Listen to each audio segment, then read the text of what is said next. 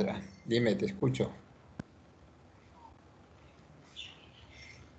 Sí, ya estoy para empezar la reunión con el otro grupo. Claro que sí. Sí. A ver.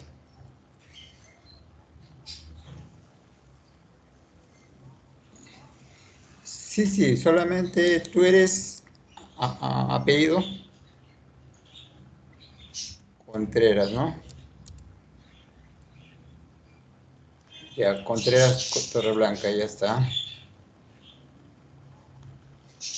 ¿Quién? ¿Hay Arias o Ailas?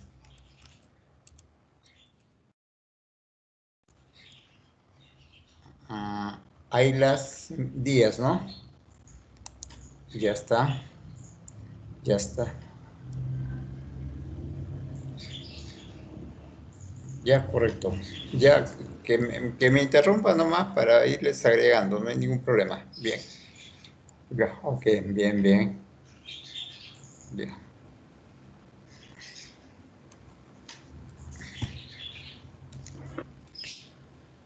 Ok.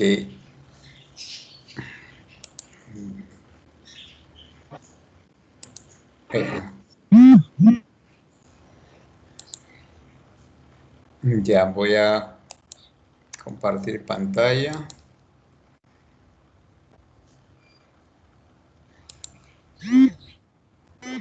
Y ahí tenemos la sesión de hoy día. Si la observa, ¿no?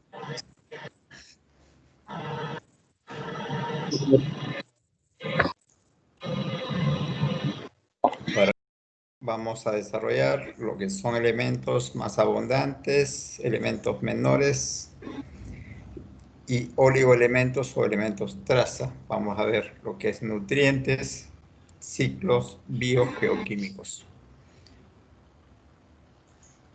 Ok.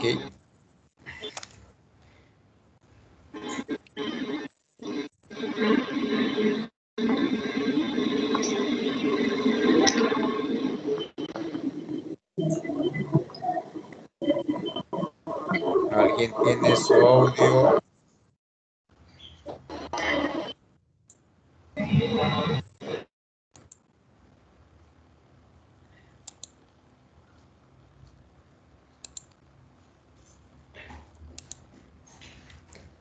Ok. Entonces, el día de hoy vamos a ver elementos más abundantes y menores en el agua de mar. A ver, Rugel,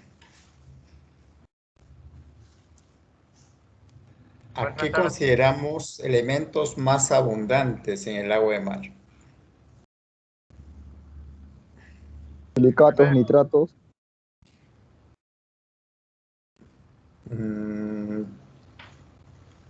¿Tú crees que son los más abundantes en el agua de mar, los silicatos, los nitratos? Yo no contesté tu Inge. ¿A quién me contestó entonces? Parece Yo, Inge que Cáceres. Cáceres. Ya, a ver, tú, Rugel, a ver, ¿cuáles son los elementos más abundantes? Elementos más abundantes que se refiere con respecto a la composición del agua. Claro, cuando hablo de los más abundantes, aparte del agua, ¿no? Es obvio que el más abundante es el agua. Las sales, podría ser, como el Claro, pero sodio. entre las sales, ¿qué sal? Habíamos visto una clase, eran varios. El cloro. Pero cuando tú vas al mar, si has ido al mar y has probado, ¿qué cosas has sentido? El cloro. ¿Has sentido cloro? Sodio. No, pero Creo en que forma sodio. aislada, ¿has sentido cloro y sodio? Sí, cloro como la lejía, sodio como yo qué sé. ¿Qué cosas has sentido cuando has desgustado una gota de agua de mar si ha caído a tu boca? Pues que es salado. Claro, pero ese salado, ¿a qué se refiere? ¿Qué tipo de sales? ¿Sodio? Marina. No, Sal marina, obvio, pues sal marina, obvio. Cloruro de sodio. Cloruro de sodio. Entonces, el elemento más abundante, por lo que nosotros hemos experimentado ahí a través del sentido del gusto y a veces pues se ha secado en nuestras manos y ha quedado esas costras blancas, es la presencia de sal, de cloruro de sodio, ¿no? Entonces de ahí que ya puedo concluir que el elemento más abundante en el agua de mar es el cloro y el sodio, cuando están ahí dentro de la composición del elemento llamado cloruro de sodio.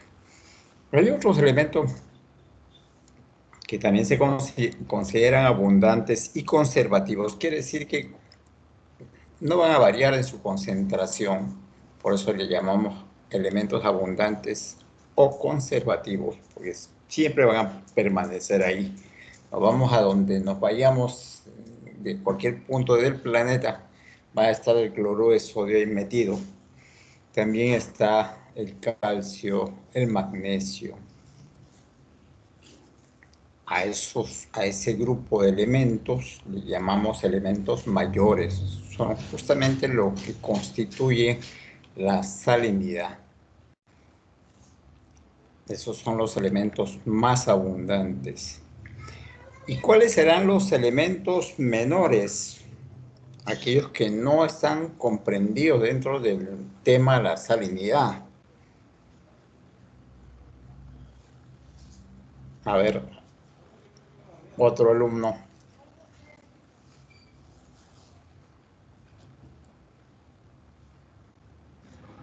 El bromo. El bromo, lo que pasa es que está en concentraciones tan pequeñas que ni siquiera están dentro del grupo de elementos menores, sino elementos traza. Entonces, cuando hablamos de elementos menores, son aquellos elementos que sí están presentes, pero no tienen la naturaleza de ser conservativos, sino en función a la actividad biológica pueden ir subiendo y bajando. Lo que Carbono. hemos visto, por ejemplo, del carbono en la forma de carbonatos, bicarbonatos, es un elemento menor. Por ejemplo, cuando hablamos de los nutrientes, aquellos que son utilizados por los elementos autótrofos, también hablamos de elementos menores, porque los fosfatos en algún lado puede estar presente y en otro lado las aguas son completamente estériles, con ausencia de fosfatos. Entonces, pues, pero sin embargo es un elemento menor porque ahí está metido en determinadas concentraciones que sí los metemos dentro de este grupo. Y hay un tercer grupo que se llama elementos traza, en la cual están casi todos los elementos de la tabla periódica. Como les decía a los muchachos en el grupo de la mañana, incluso podemos encontrar oro en el agua de mar disuelto, pero sus concentraciones son tan bajas que económicamente en este momento no es rentable su recuperación. Entonces, de ahí podemos clasificar a los elementos de acuerdo a su concentración. Elementos mayores, aquellos que van dentro de un rango de 0.05 molar a 750 milimoles. Elementos mayores, 0.05 a 750 milimoles.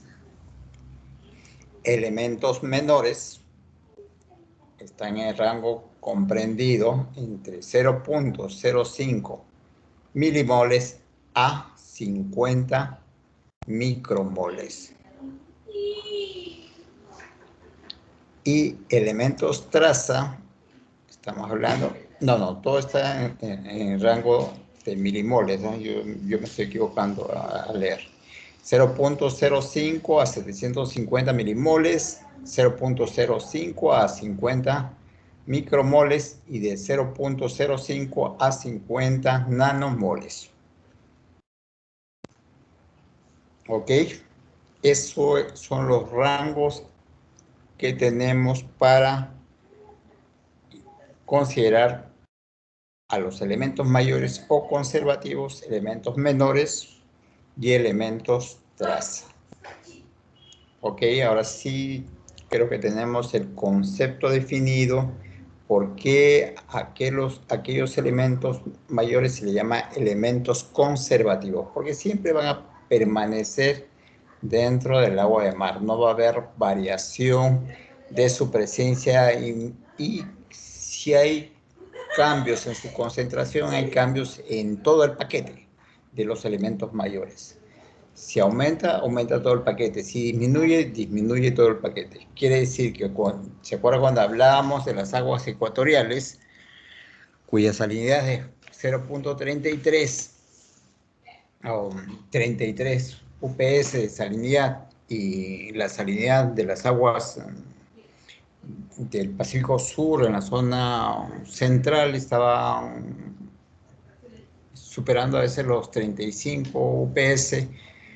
Significa que los dos tienen la misma composición, pero ya en cantidades, lo del Ecuador, todo el paquete ha disminuido porque hay más agua, y la del Pacífico Central, todo el paquete ha aumentado porque hay mayor evaporación, mayor tasa de evaporación. Todo esto de elementos mayores, menores, elementos traza, o elementos mayores conservativos, elementos menores, elementos traza, van a ir manejándose en función también al lugar donde esté localizado el punto que queramos tomar como referencia. ¿Qué quiere decir? Que los elementos conservativos o elementos mayores que se van moviendo en paquete para arriba, para abajo, hablamos en zonas de mar interior, no en zonas costeras, porque en zonas costeras van a estar influenciadas por las descargas continentales. Entonces yo no voy a poder encontrar ese mismo paquete, esa misma estructura del paquete, por ejemplo, en las costas del Callao, porque van a estar influenciadas por la descarga del río Rimas y por la descarga del río Chillón, que traen por su propia cuenta una cierta cantidad de sales o una cierta cantidad de agua que me van a modificar estos paquetes llamados elementos mayores. Van a tener una estructura ya muy particular. Entonces no entran estas aguas costeras o aguas de las zonas de estuarios o aguas donde hay problemas de congelamiento o altas tasas de evaporación dentro de lo que llamamos nosotros elementos conservativos. Sino ya comienzan, cuando la evaporación es muy alta, el mar se está secando, ya comienzan a separarse algunas cationes y aniones en forma diferenciada, de tal forma que mientras unos van precipitando, los otros todavía se mantienen en solución, entonces se va perdiendo esa constitución en paquete. No sé si me han llegado a entender este concepto de elementos mayores o conservativos. ¿Está claro, Rugel, el término? ¿Está claro el concepto de elementos mayores o conservativos? ¿En qué? Dime, te escucho. Los elementos conservativos no se manejan en las zonas costeras, o sea, solamente en las zonas oceánicas. Así es. Porque Ya. las zonas costeras están influenciadas por las descargas costeras o por las acciones que a nivel costero se pueden generar. Porque no solamente voy a producir descargas, puede haber que un pedazo de mar quede confinado en la zona costera. Un pequeño estuario, entonces ese estuario pues va a tener su propia conducta de elementos mayores, porque va a haber una tasa enorme de evaporación, entonces se rompe la regla. ¿De acuerdo? ¿Y qué? Dime, te ¿Y escucho. hay alguna medida, por ejemplo, de tantas millas a tantas millas se clasifican los elementos, o sea, se puede clasificar los elementos mayores? Lo que pasa es que va a depender del tipo de descarga que tengamos. Por ejemplo, va a ser bien difícil meter dentro del mismo paquete la influencia del río Rimas, el río Chión respecto a la influencia del Amazonas. El Amazonas tiene una influencia hacia el agua del interior del Atlántico de kilómetros, mientras que el Rímac y el Chillón es de metros. Entonces, meter en un solo paquete y decir, a partir de estas tantas millas, vamos a considerar esta conducta en particular. No, va a depender de la naturaleza del tipo de descarga que me esté rompiendo esa estructura llamada de elementos mayores. Por ejemplo, hay descargas que son muy pequeñas, que no tienen significancia, hay descargas que son muy grandes. Por ejemplo, la del mismo río Rimas, el río Chillón, cuando sus efectos de dilución serán altas en épocas de avenidas, mientras que en épocas de invierno prácticamente el río Chillón y el río Rimas lo único que cargan es basura, aguas negras. Entonces, pues su influencia dentro de la salina pues va a ser pequeña, mientras que la influencia cuando comienza a crecer el caudal de ambas descargas es bastante grande. Entonces, todas esas variabilidades tenemos que tomarla en cuenta.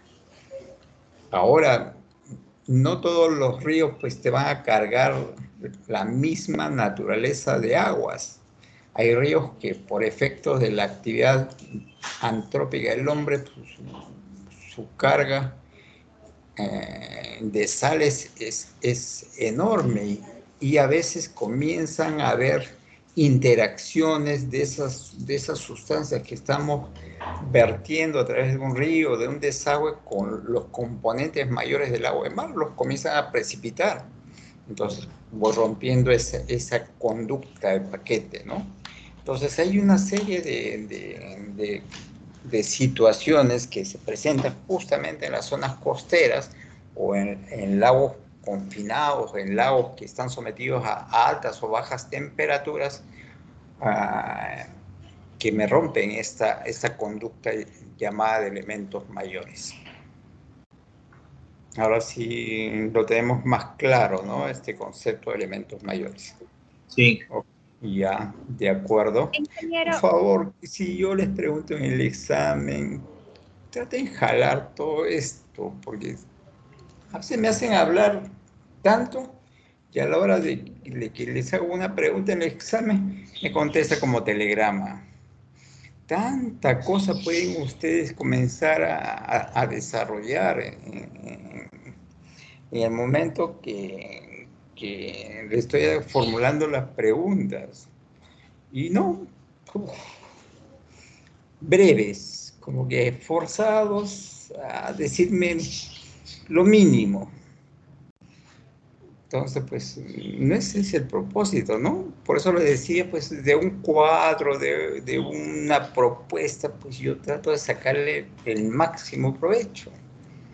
Dime, ahora sí, disculpa que te haya cortado. ingeniero, buenas tardes. Disculpe por interrumpir. Soy Lorena. Recién me puedo conectar porque tuve problemas con mi internet. Ya, Ingeniero, Lorena. Sí, dime, disculpe, Lorena. lo que sucede es que la alumna Alejandra Contreras quiere conectarse y no puedo invitarla, me parece, porque solamente soy un asistente. Me pregunta si por favor usted podría llamarla por el Teams. A ver, yo ya la había, pues, yo la había, ¿cómo se llama? Invitado a Alejandra Contreras. Voy a volver a ponerla, ¿ya? Un momentito. Por favor. Ingeniero, otra pregunta, disculpe. ¿Hoy día nos va a dar los promedios? No, no, como le dije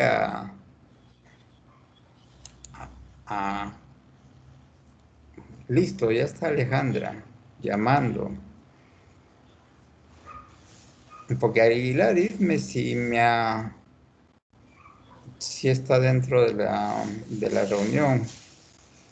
Pero Alejandra Contreras, ya está conectada. Ok.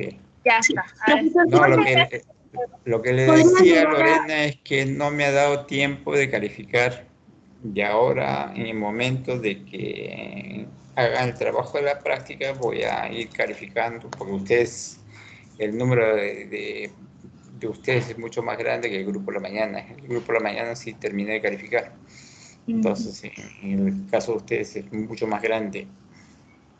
Así que espero que De acuerdo. en el transcurso de hoy y parte de mañana ya haya terminado con ustedes, y en la tarde te estoy alcanzando a ti para que tú ya compartas con tus compañeros los resultados, ¿ya? Ya, ingeniero. Chicos, para todos, para aclarar, voy a tratar de no subirlo al grupo porque sé que no a todos les gusta que vean sus notas. Voy a tratar de mandárselo de manera personal. Súbelo Eso nomás. es todo, ingeniero. Muchas gracias. Que tenga buen día. Ya, de acuerdo. Para Profesor, disculpe, ¿podría agregar a Rodríguez, Manuel Rodríguez? Por favor. Rodríguez, Sí, Rodríguez Vázquez. Rodríguez Vázquez, ya está.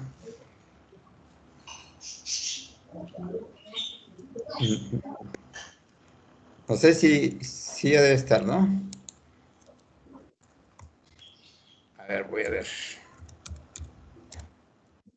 Ya me uní, ingeniero, muchas gracias. Correcto. ¿Alguien más? Ya. Igual, me interrumpes nomás, por favor, Alejandra, para incorporar a algún otro alumno.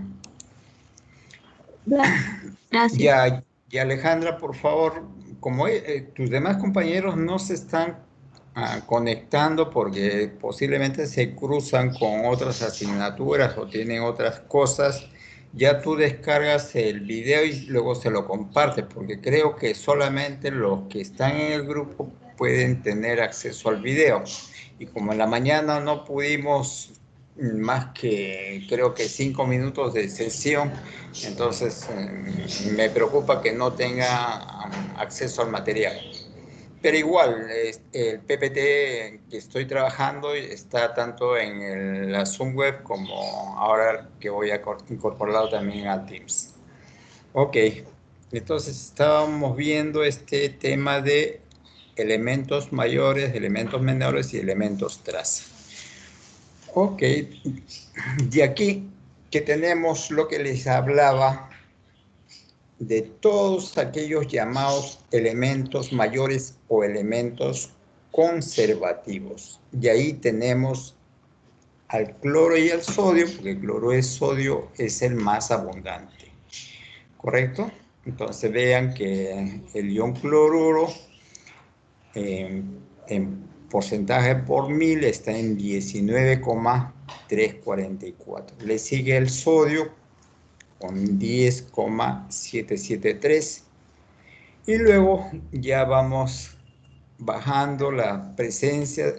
Tenemos a los sulfatos, al magnesio, al calcio, al potasio, al bicarbonato. ¿Se acuerda que cuando hablábamos que cuando se disuelve el ácido carbónico, casi todo se va a la forma de bicarbonato? Por eso que acá no se toma en cuenta al ácido carbónico, sino al bicarbonato. Por esa situación de que todo se va a la forma de bicarbonato. Luego tenemos los bromuros, el estroncio, el boro y el fluoruro. Todo este paquete se llama elementos mayores. Y este es el que se está moviendo para arriba y para abajo en mar abierto. Como le decía, no tanto en aguas costeras porque va a estar influenciada por las descargas de agua que tenemos en zonas costeras o en mares que están muy cerrados donde la tasa de evaporación es altísima, también se modifica, o en lugares donde hay exceso de hielo y selectivamente algunos iones comienzan a separarse del hielo y comienzan a modificarme la estructura de la salida en la zona líquida. Entonces hay particularidades de la conducta de ciertos espacios de agua que me van a romper este paquete llamado elementos mayores. Ok, de ahí, por esta cuestión de la conducta en paquete, viene lo que llamamos constancia en la composición. De ahí que también viene el término de elementos mayores y conservativos, por esta situación, constancia en la composición.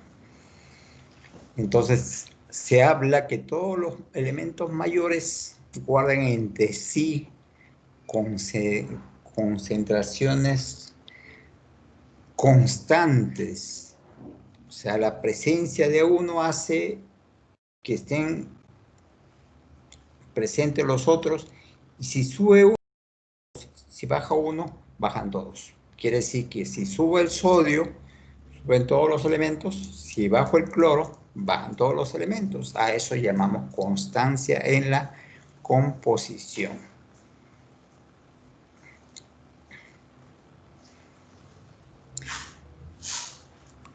Lo que sí no hay en esta constancia, por ejemplo, en los elementos menores y menos en los elementos traza, ¿no? Y lo que les decía, la evaporación del agua de río no da lugar a esa constancia de composición. Todas las acciones que se puedan generar por alteración de esta composición en las zonas costeras o en espacios de agua de mar con comportamientos particulares. Todo, cuando hablamos de esa constancia de composición, hablamos de mar abierto, en zonas oceánicas. Esta constancia de composición, o constancia de composición iónica relativa del agua de mar, fue presentada en 1819 por primera vez en la Real Sociedad Académica Británica, Royal Society British Club, por Marcet, en 1819, casi 100 años, no, 200 años, ¿no? 1819, 1919, 2019. 200 años que tiene de este término dentro de la oceanografía. Y dice, muestras de agua de mar contiene la misma cantidad de componentes en todas las partes del mundo. Estamos hablando que esa misma proporción, ese mismo paquete vamos a encontrar en el Pacífico, en el Atlántico, en el Índico, en el Cantábrico, etcétera, etcétera, ¿no?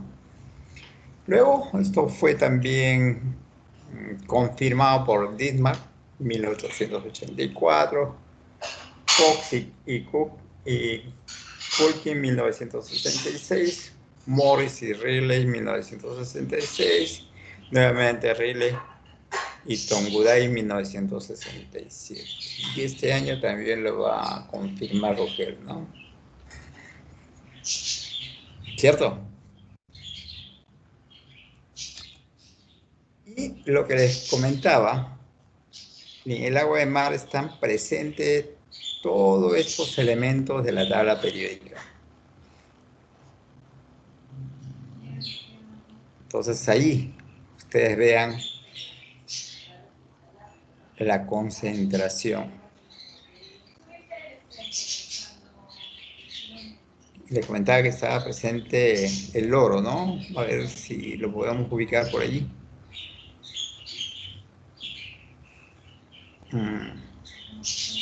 Molibdeno, rutenio, cadmio, indio, antimonio, teluro, yodo, xenón, cesio.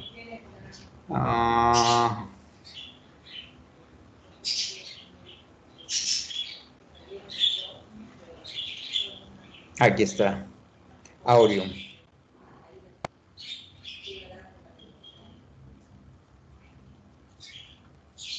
Vean su concentración, 0.00011. Estamos hablando de 11 por 10 a la menos 6, ¿no? ppm. Entonces, imaginan cuántos metros cúbicos de agua tendría que tratar para obtener 1 gramo de oro. A eso lleva mi comentario, cuando les decía que todos los elementos de la tabla periódica estaban metidos acá. ¿Alguna pregunta? Hasta ahí, ¿todo claro? Nutrientes. Ahora sí. Les tengo este gráfico que está ahí y vamos a comenzar a hacer algunas apreciaciones respecto a los nutrientes que llamamos ya elementos menores. A ver, les voy a dejar 5 minutos para que evalúen este gráfico y luego conversamos.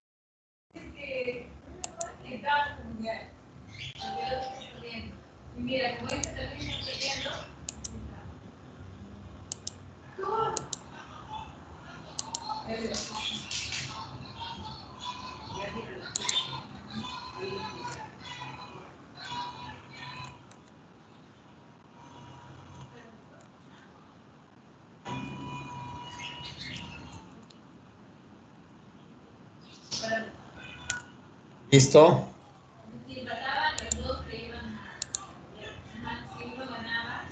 A ver. Cáceres Ravelo. ¿Me escuchas, Cáceres Ravelo? Sí. ¿Qué podemos hablar de los nutrientes? ¿Qué vienen a ser los nutrientes? Bueno, acá veo que el CO2 influencia, ¿no? Que sirve para la producción primaria en general. Ya, justamente es eso. Todos los nutrientes son todos aquellos elementos que son utilizados por los organismos autótrofos, básicamente para poder tener producción primaria, la base de toda nuestra cadena trófica. Entonces, dime, Rugel, te escucho. Digo, lo que mencionó, ¿podría repetirlo nuevamente? No, hablamos que nutrientes son todas aquellas sustancias que utilizan los organismos autótrofos. ¿Y para qué lo utilizan los organismos autótrofos? Todos estos elementos inorgánicos y orgánicos, porque no necesariamente cuando hablamos de nutrientes solamente nos vamos a referir a los inorgánicos, sino también hay unas sustancias orgánicas que si no están presentes, que son los que trabajan como puentes, no se pueden estos inorgánicos ser incorporados a los organismos autótrofos. ¿Qué significa organismo autótrofo?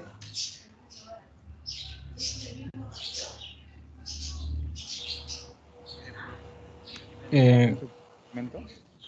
¿Qué es su propio alimento? A ver, eleva tu audio. ¿Que produce su propio alimento?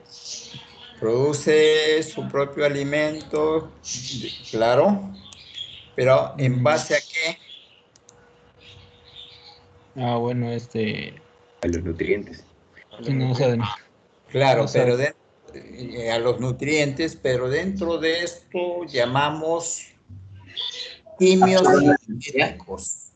O sea, el elementos autótropos o quimiosintéticos. Quiere decir que agarran sustancias químicas de naturaleza simple y producen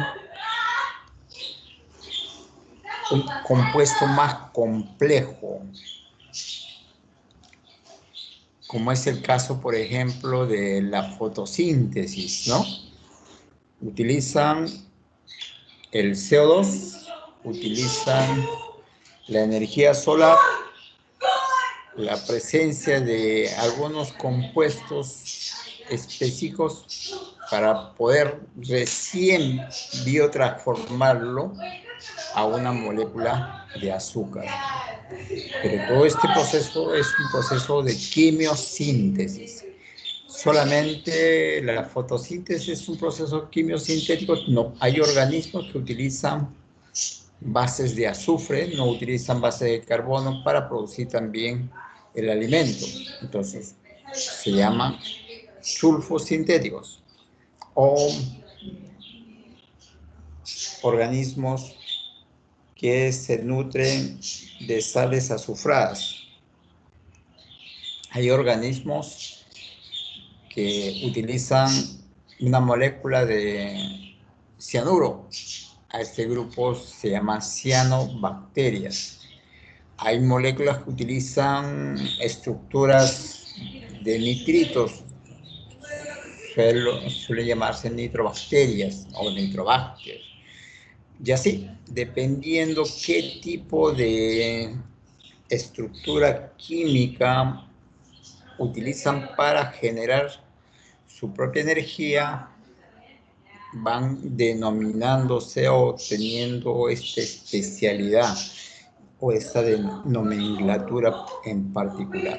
Pero la mayor parte de los organismos quimiosintéticos son los que hacen fotosíntesis. Utilizan el CO2 para biotransformarlo a una molécula de azúcar. De esta forma, pasar la energía que viene del sol y la misma a transformarlo de una energía de otra naturaleza a una energía química y de esta forma ir pasando esta energía a través de la cadena que llamamos cadena trófica, pasa de presa a predador, ¿no? Y ahí en este gráfico tenemos la funcionalidad que tienen todos los elementos en el medio marino, tanto para asimilar o para ir segregando por efectos de metabolismo, por efectos de la misma muerte del organismo y fraccionamiento, estos elementos llamados nutrientes, que en la mayor parte son de naturaleza inorgánica, y no quiere decir que todos los nutrientes son necesariamente inorgánicos. Hay nutrientes que también y deben estar presentes, son de naturaleza orgánica. ¿Correcto? Ahora creo que ya está definido. Ahora estos nutrientes pueden venir de la atmósfera, cuyo origen es gaseoso, pueden ser de origen de la zona sólida, a eso se llama sedimentario, y otros provenir por fuentes hídricas, ¿correcto? Entonces, hay diferentes fuentes que son las fuentes de carga de nutrientes, ¿no? Y ahí justamente acá tenemos el incorporado por las descargas costeras, por deposiciones atmosféricas, o lo que hemos visto nosotros el afloramiento, y hay una situación de interacción de agua-suelo, tanto en las zonas costeras como en el fondo marino, que también son incorporación de nutrientes. Entonces, todo eso pues, son mecanismos que permiten quitar o incorporar estas sustancias llamadas elementos menores. Y cuando son utilizadas para hacer quimiosíntesis, le hemos llamado nutrientes. ¿Correcto? ¿Algún término que en esa imagen que he puesto no se entienda? ¿Todo está claro ahí? ¿El DOP qué era? Fósforo orgánico disuelto. O fósforo particulado también le llamamos. Ok. ¿Algo más? Todo está claro ahí, ¿no? Es una imagen bastante simple. Para hacerle hablar, ¿no? Hay tanta cosa que podemos mencionar de cada flecha, de cada interacción ahí. Y les pongo una imagen y ¡pum! Son tan escuetos, muy egoístas con lo que quieren transmitir. Por favor, libérense a la hora del examen.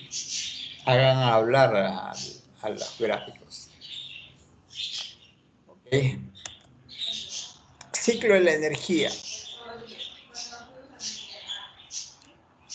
¿Qué es un ciclo?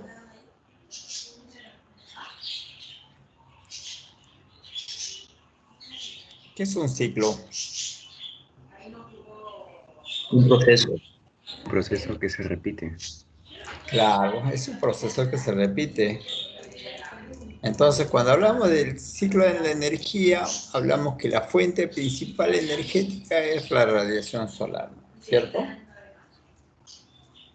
Esta radiación solar, el 50%, es bloqueada por la acción de las nubes, partículas que tenemos a nivel atmosférico, etcétera, etcétera.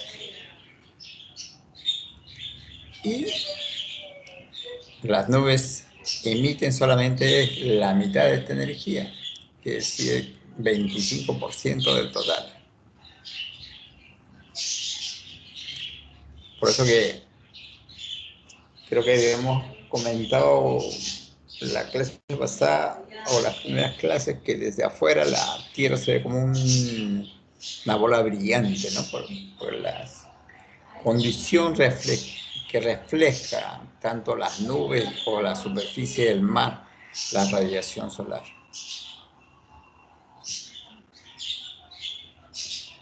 De este 25%, solamente un 2% permanece retenida en las nubes y un 25% es la que llega al resto de la corteza terrestre. Entonces, pues, tenemos pues un 75% que se pierde. Y ahí lo tenemos en ese gráfico. Todo aquello que es rechazado por la superficie de la Tierra, ¿no?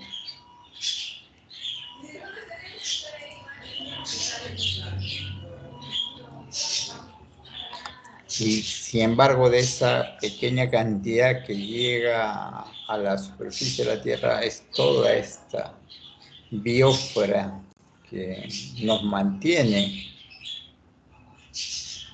Por esta energía nos mantenemos nosotros.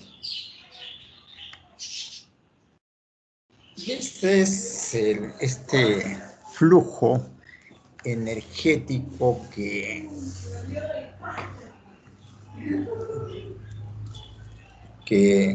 lo convierten los organismos productores.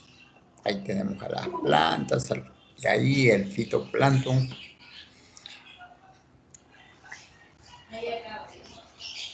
Y de ahí esto va a pasar a los consumidores primarios, que son los herbívoros, De ahí va a pasar a los secundarios.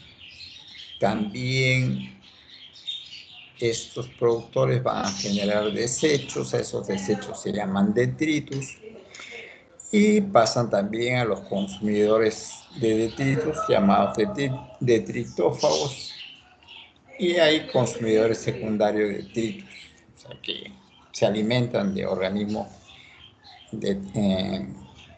consumidores de detritus. Hay organismos que no consumen los detritus, sino se encargan de desdoblarlo, de descomponerlo. Ahí están los organismos descomponedores, que son los que luego van a alimentar a los consumidores, tanto de detritus, con estas sustancias para poder hacer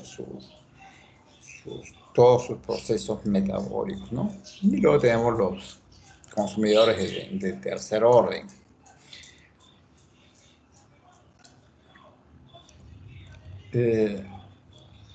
La descomposición de todos estos organismos va nuevamente a ser el proceso de retorno de los nutrientes inorgánicos. A eso se suman las fuentes ambientales.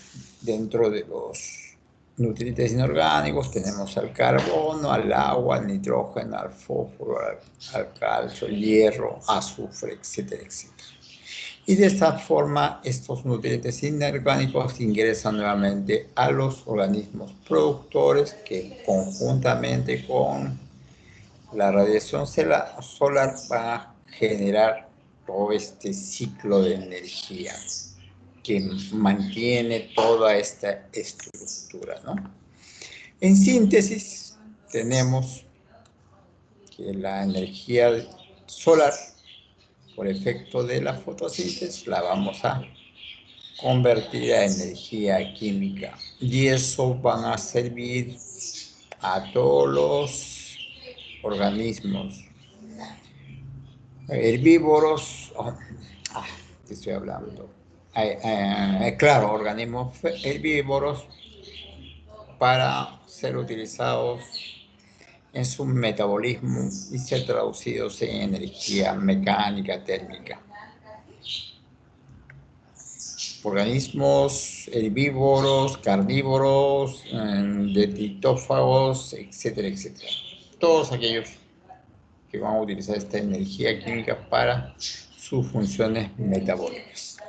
Entonces, esto es en forma bastante sucinta este flujo de energía.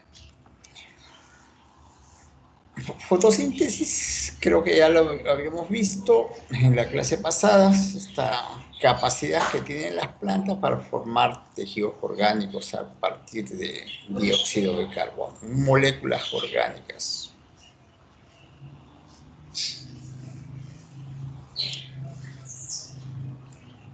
Para eso utilizan dióxido de carbono, agua y nutrientes inorgánicos.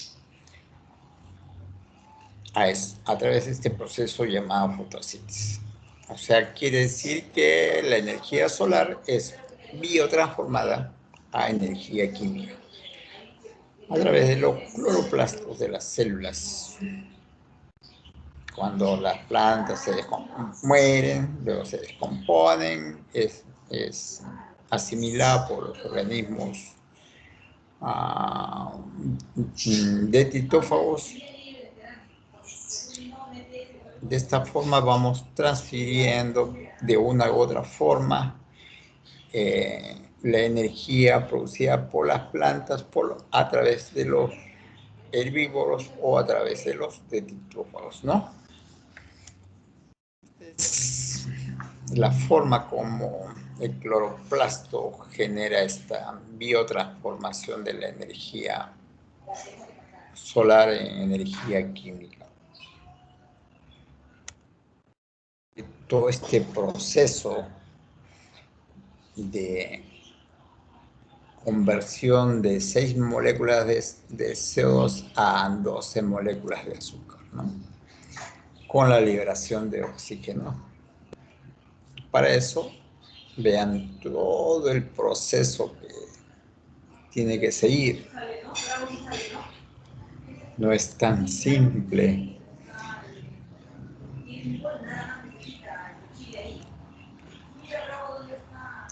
Ok. Y eso ya lo han visto en biología general. Todo este tema de la fotosíntesis, incluso en las academias. Esta es la pirámide de energía, el paso de la energía de presa-predador, como el aporte de energía que se tiene a través de los suelos y los océanos, de lo poco que almacenan de la energía solar, y luego va pasando a toda esta pirámide, ¿no? Cuya base están los organismos productores, luego tienen los consumidores primarios, secundarios y los terciarios. Ahí en los terciarios estamos metidos nosotros. Aunque nosotros comemos de todo. Somos herbívoros, carnívoros. Entonces, el hombre está considerado como un organismo de qué tipo. Cuando come de todo, ¿cómo se llama? Omnívoro. Omnívoro. Así es.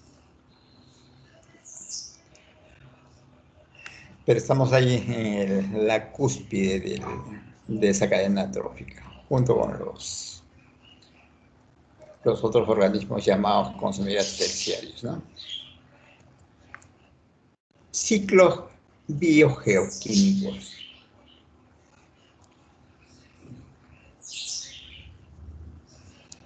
Estamos hablando de nuevamente este sistema que se repite, como lo ha denominado uno de sus compañeros, que es verdad, algo que define un ciclo, algo repetitivo. Ese transporte de materiales y su distribución. En esa situación de distribución y transporte hay una situación de recambio y transformación. Hay una situación de transferencia entre componente terrestre, acuático y atmosférico. Y lo que habíamos visto, por ejemplo, cuando hablábamos del oxígeno, CO2, a veces el agua transfiere CO2 al aire o el aire transfiere CO2 al agua, dependiendo de las presiones parciales. Hablamos también del oxígeno, cuando la situación de fotosíntesis es bastante intensa, pues va de los productores hacia la atmósfera, pero cuando cesa la fotosíntesis por ausencia de luz, pues comienza a invertirse el flujo, ¿no? Va de la atmósfera hacia el agua o hacia los lugares donde están los organismos productores. Entonces, estos ciclos biogeoquímicos terminan siendo mecanismos de regulación entre lo que es la geósfera y la biosfera, o la hidrosfera o hidrósfera y la biosfera. Entonces ahí se describen estas rutas de los diferentes elementos químicos que son los que soportan la vida, cuyos orígenes pueden ser, como le digo,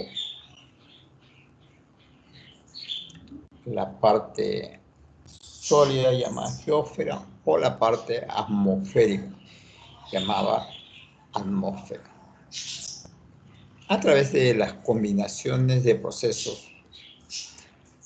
Por eso el término biogeoquímico, ¿no? Porque ahí se interactúan procesos químicos, físicos y biológicos.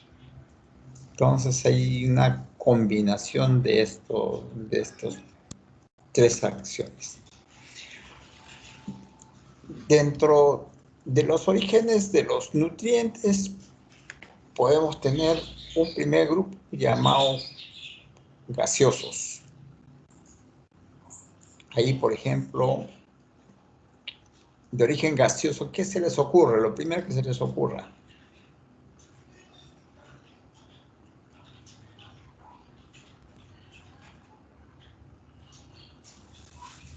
De origen gaseoso. Por ejemplo, ¿qué?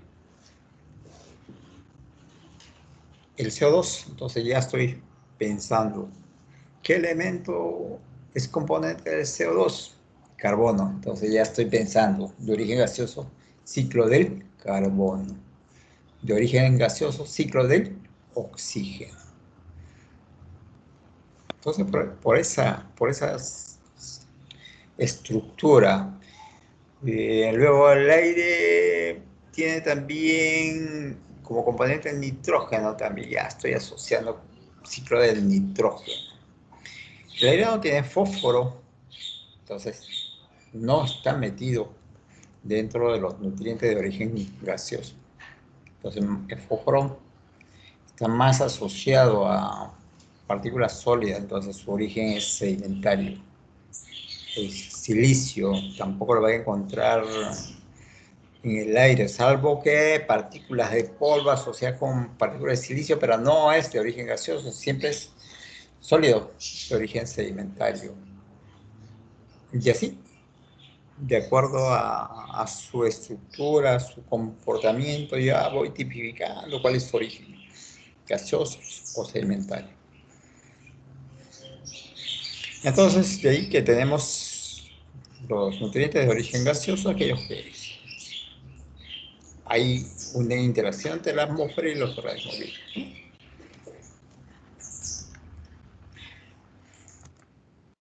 Y ahí, lo que les decía, tenemos al ciclo del oxígeno. Cuando hablamos del ciclo del oxígeno, está asociado necesariamente con el ciclo del carbono. Porque hay una situación de vínculo muy estrecho entre el carbono y el oxígeno. Pues así, pues este asunto de la fotosíntesis, ¿no? Entonces,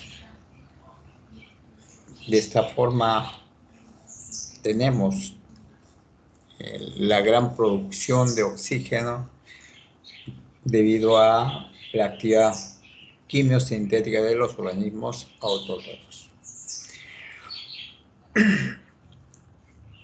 Consumo, ya hemos visto en las clases pasadas también de qué manera se consume el oxígeno. Se produce por fotosíntesis, se consume en lo que es digestión, en lo que es respiración, en lo que es descomposición. Y algunas reacciones químicas que se dan por biotransformación también. ¿Se acuerdan que hablábamos de cambios de estados de valencia de algunos elementos que incorporan o liberan oxígeno? Entonces a eso llamamos procesos redox, procesos de oxidación o procesos de reducción, que también se van sumando o retirando moléculas de oxígeno. Y todo eso se incorpora dentro del ciclo de oxígeno. Lo que pasa es que en magnitudes, en volúmenes, es tan grande el aporte por fotosíntesis y tan grande también el consumo por el metabolismo, que frente al consumo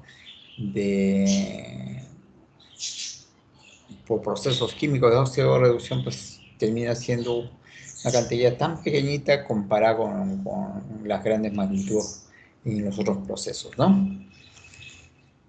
Y ahí tenemos este diagrama del ciclo del oxígeno.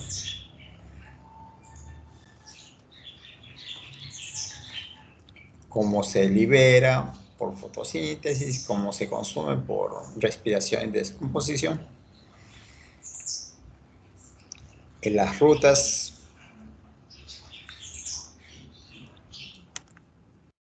y ahí tenemos en síntesis esta situación de las concentraciones tanto atmosférico como oceánico, el consumo por respiración y descomposición, la generación por fotosíntesis y movimientos de aire sobre el agua. ¿Se acuerdan cuando hablábamos de la condición forzada de solubilidad del aire sobre el agua? Ciclo del carbono, como decía, está muy asociada al ciclo del oxígeno, básicamente en la formación de estas moléculas llamadas azúcares o carbohidratos, grasas o lípidos, proteínas y ácidos nucleicos. Entonces, pues en todas ellas las moléculas inorgánicas van a ser convertidas a moléculas orgánicas. Simples o moléculas orgánicas complejas en estructuras cortas o en estructuras bastante largas, como las famosas cadenas de azúcar que constituyen lo que se llama un almidón, la misma celulosa, ¿no? Y de esta forma pues tenemos la transferencia de la energía que proviene del Sol hacia una energía química, y esta energía química va a soportar todo lo que llamamos biosfera. De ahí tenemos en síntesis este famoso ciclo del carbono. Entonces, la mayor parte de la fuente de carbono es atmosférica, por eso hablamos de fuente gaseosa. También hay algunas rocas carbonatadas que van a ser los que aporten carbono. Los que los asimilan principalmente son los productores, y de los productores soportan a todos aquellos consumidores, descomponedores, etcétera, etcétera. Sí, está bastante fácil de entender este ciclo de carbono, este gráfico. No es nada complejo. Ahí tienen las rutas, la identificada de cada proceso, las idas y venidas. Creo que muy ilustrativo es este gráfico. Ciclo del nitrógeno.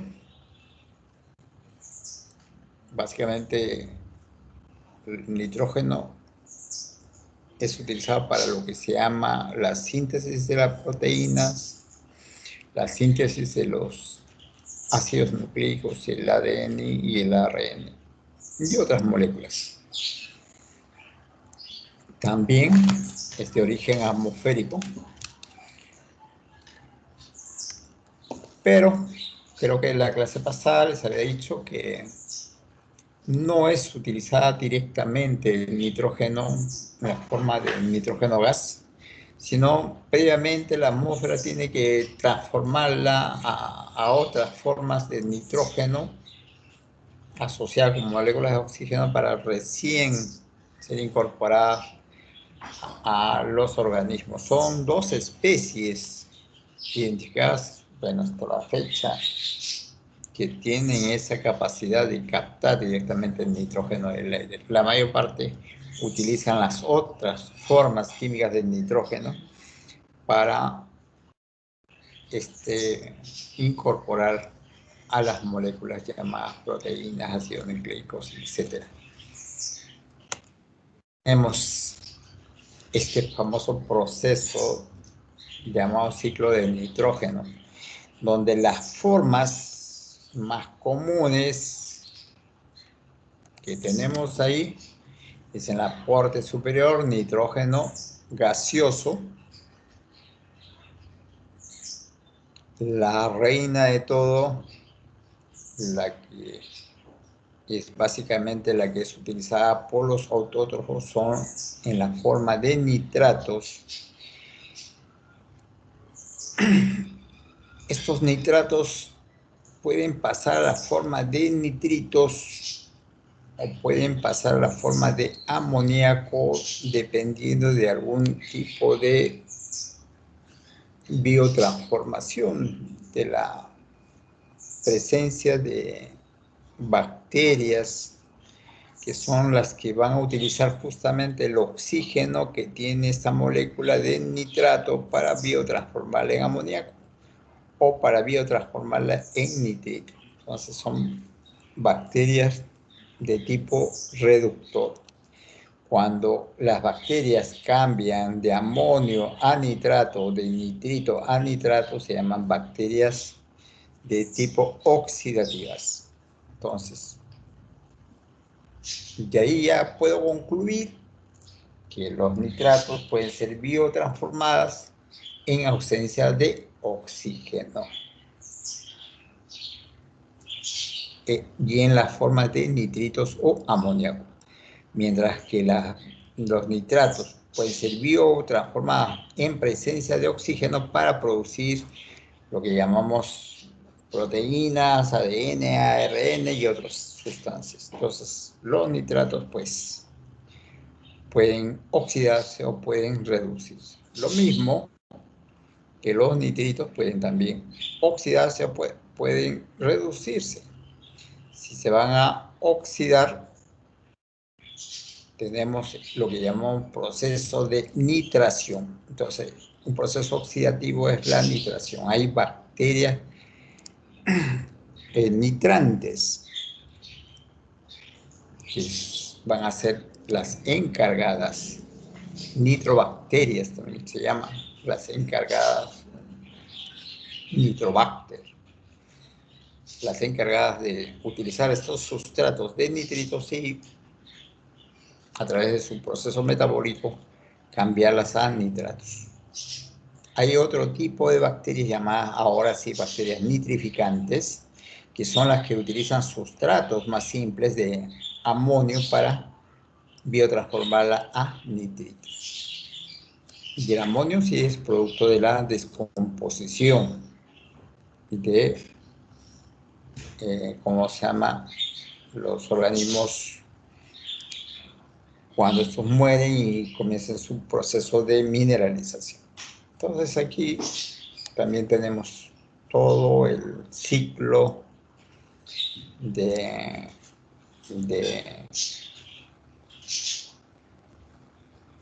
nitrógeno. Pero como le dije, los estados de oxidación fundamentales más importantes son nitrógeno gaseoso, la que se encuentra en la atmósfera, el nitrato, que es el núcleo, que es lo que básicamente se quiere para los organismos autótrofos, y las otras formas, como es el amonio y el nitrito. Any question? That clear?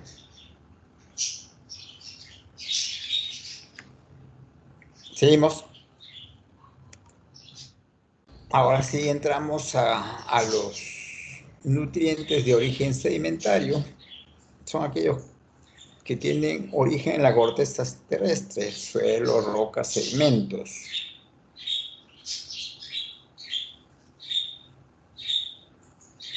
Entonces van a pasar de estos medios hacia los organismos vivos para incorporarse a estos famosos ciclos.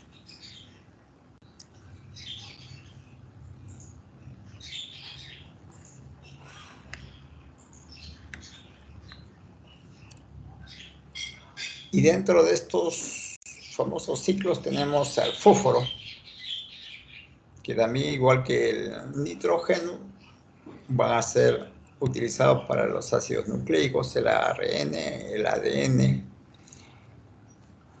para el ATP, Lo que pasa es que el ADN y ARN se utilizan en el ATP, el acetilfosfato, ¿no? Para lo que es el famoso ciclo de la síntesis de las proteínas.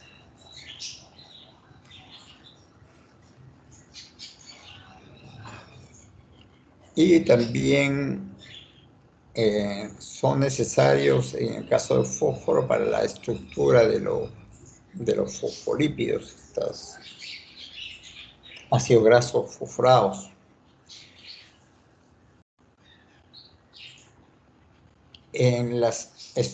Son utilizadas en las estructuras de sostén de muchos organismos para lo que es estructuras externas, huesos, dientes. En pequeñas cantidades son retenidas en las plantas.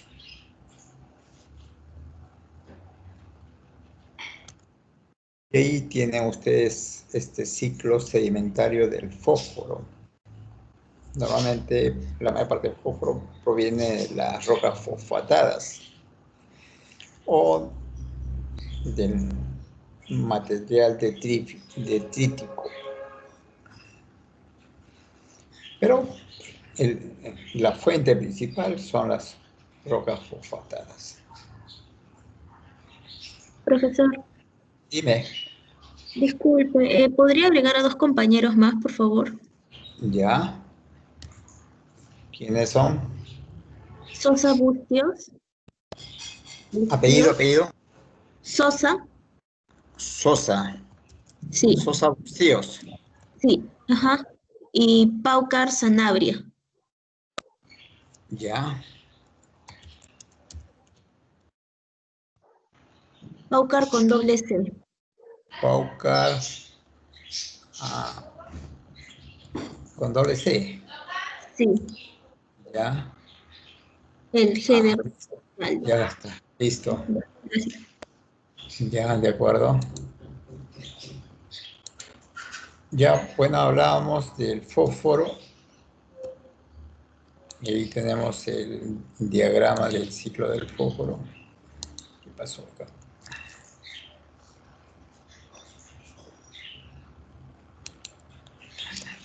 Ok.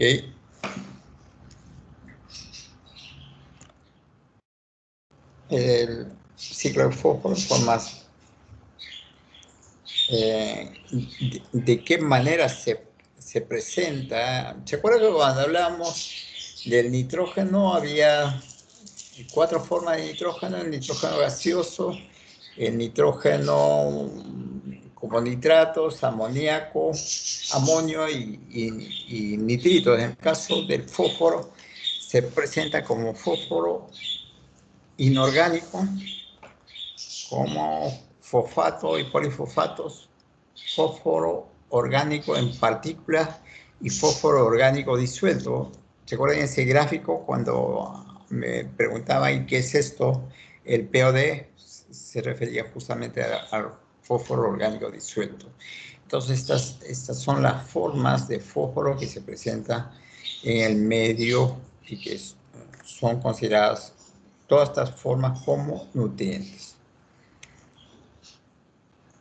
Y aquí tenemos el ciclo del azufre. El azufre también es de origen atmosférico.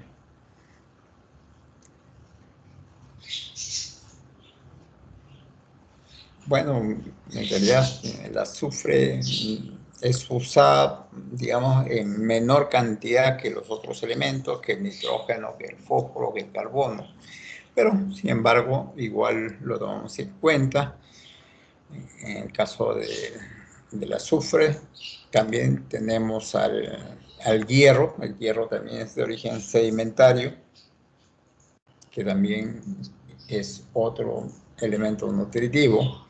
Entonces, la diferencia entre el azufre y el fósforo solamente va el azufre y el hierro solamente va en el origen, pero las cantidades utilizadas son bastante pequeñas, ¿no? El ciclo del agua, pues, ¿para qué voy a hablar del ciclo del agua? Ya me lo conocen ustedes de memoria, porque desde primaria sabemos este asunto del ciclo del agua, ¿no? Entonces, pues, ese famoso esquema del ciclo del agua. Bueno, y ciclo de las sales en el mar, de estos famosos elementos llamados conservativos, de todos aquellos elementos que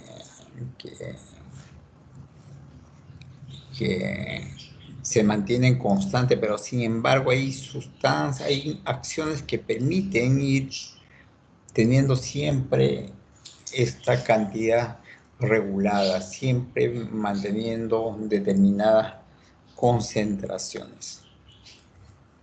Ahora la pregunta, ¿de dónde viene la sal? ¿Cuál es el origen de la sal en los océanos?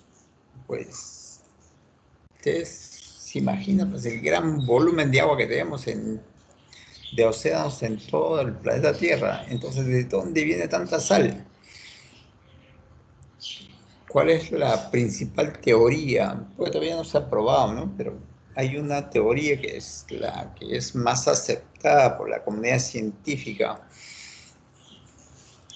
¿La podemos lanzar ahora o se los dejo como tarea? A ver. ¿De dónde creen que viene, de dónde se origina la sal en los océanos? ¿De las rocas? A ese proceso de sal de las rocas se llama lixiviación, pero el proceso de lixiviación no es tan alta como para tener esa cantidad de sales que tenemos en todos los océanos. Pues imagínense que si fuera tan alta no habría material rocoso en las playas. O coloca un poco de arena en un vaso, la salinidad no va a subir. Es un aporte muy pequeño respecto a la cantidad de sal que tiene almacenada en los océanos. A ver, otra.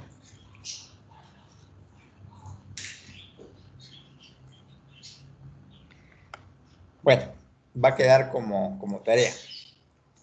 ¿Ok? No. Pero no sé, pero es por curiosidad. Yo necesito saber, como ingeniero pesquero, necesito saber de dónde viene la sal en los océanos. O sea, entro nada más para internet, le pongo ahí origen de la sal de los océanos y va a salir una cantidad enorme de información y todos van a decir lo mismo. Así que la duda va a ser despejada rápidamente. ¿De acuerdo?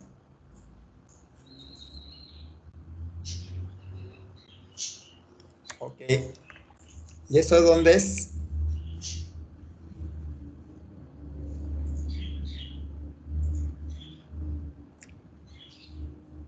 ¿Reconoce o no reconoce? No. Cabo Blanco.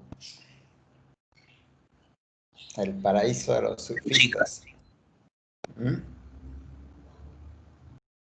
Que hay una época del año que está bonitas olas, por eso que incluso se han hecho campeonatos de tabla a nivel internacional, justo cuando se presentan estas olas. El problema de la gente que se queja de Cabo Blanco es cuando se hacen esos campeonatos, la gente no se aloja en Cabo Blanco, se va a Máncora. Utilizan todos los hoteles de Máncora y restaurantes y solamente van para efectos de campeonato ahí a Cabo Blanco. Entonces no hay una situación de repercusión de estos eventos en el bienestar económico de la población. Bueno, algún día lo cambiaremos. Y ustedes son las herramientas justamente del cambio. Ok, ahí nos quedamos, muchachos. Vamos a descansar media hora y de ahí vamos a retomar para seguir con la tarea que se ha quedado pendiente, ¿correcto? Entonces nos vamos a media hora y volvemos a retomar la sesión. Dime, te escucho. Soy Lucía Corrales. El día lunes un compañero de segundo año me habló respecto que aparecía su lista en su acta de segundo. Quisiera que me confirme esto de repente para la hora de práctica porque me han pedido para enviarlo a OCRAC lo más antes posible, me dijeron. A ver, déjame ver. En la hora de práctica, en todo caso, me podría dar la información. Ya, de acuerdo. Ok, Bien, muchas entonces gracias, ingeniero. nos tomamos media hora y de ahí retomamos. Ok. Ahí nos